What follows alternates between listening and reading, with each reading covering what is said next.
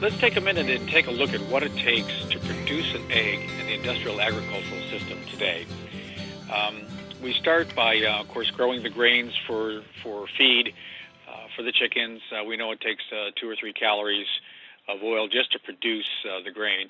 Then we have to manufacture all the chemicals, all the herbicides, pesticides, gasoline, and everything we need to run the system. Then we truck everything here and there. Then we, raise the food or the eggs in these industrial farming situations, CAFOs. It says nothing about the humaneness of how we treat these animals. These chickens will never see daylight. They're born in a factory and they die in a factory. Then we transport everything, and then we have to package it and process it and cool it and get it to the grocery store. And if we're lucky, in the bottom right-hand corner, the waste products from the farming operation, from the chicken operation, will end up back on the field. But what does it take to spread that again? Another tractor, more oil, right? So that's what it takes to create an egg. Here's the next slide is a picture of how you might do it in a permaculture design system. Let's suppose that, every suburban neighborhood and every city block, there's a chicken coop with a greenhouse.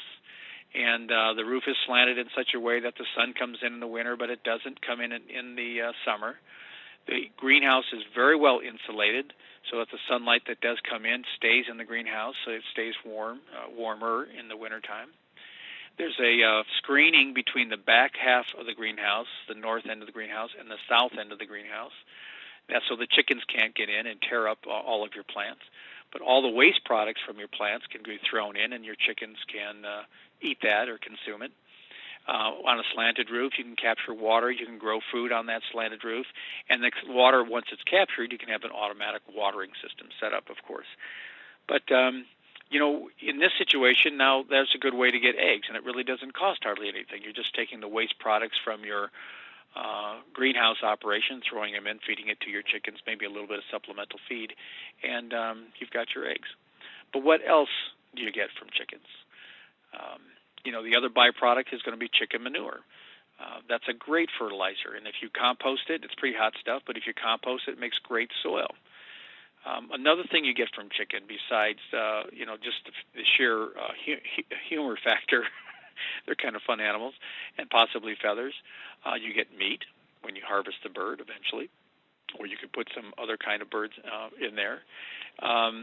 You certainly get, they're animals, so they breathe in they breathe in oxygen and give off CO2. Well, what do plants need to grow well? CO2. So you have a closed greenhouse, and the chickens are breathing. They're alive. They're going to be harvesting oxygen and providing more CO2 for the plants. But there's one other thing that chickens give off that we don't usually take into consideration. In a well-maintained greenhouse, you can count on this too. In a tight greenhouse, you can count on this. And it has to do with heat. If you have enough chickens in your greenhouse in the wintertime, it can be 0 degrees outside, but these chickens will continue to produce heat all night long, and they will keep your greenhouse above freezing, maybe up around 40 degrees if you have enough chickens in there. So it can become your heating source for the greenhouse. So you're getting your food, you're getting your eggs, you're getting your heat, you're getting your CO2, all from chickens, and you're throwing all your waste products into them. A nice closed-loop system. Now, that's just a very simple design. This picture I pulled out of the Mollison's book, Introduction to Permaculture.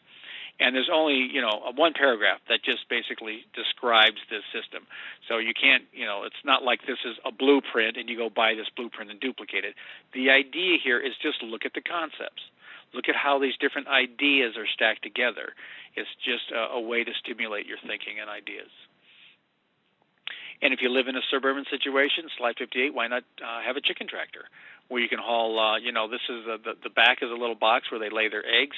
In the front, there's a handle. There's a watering can in the front. And when they mow the grass down, you pick it up. There's wheels on the back.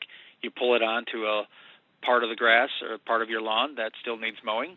First thing they do is go for the bugs, then they go for the clover and the little different types of weeds, and then they go for the grass. And when they get it cut just right, you move them on to the next spot. You can harvest your eggs in the back.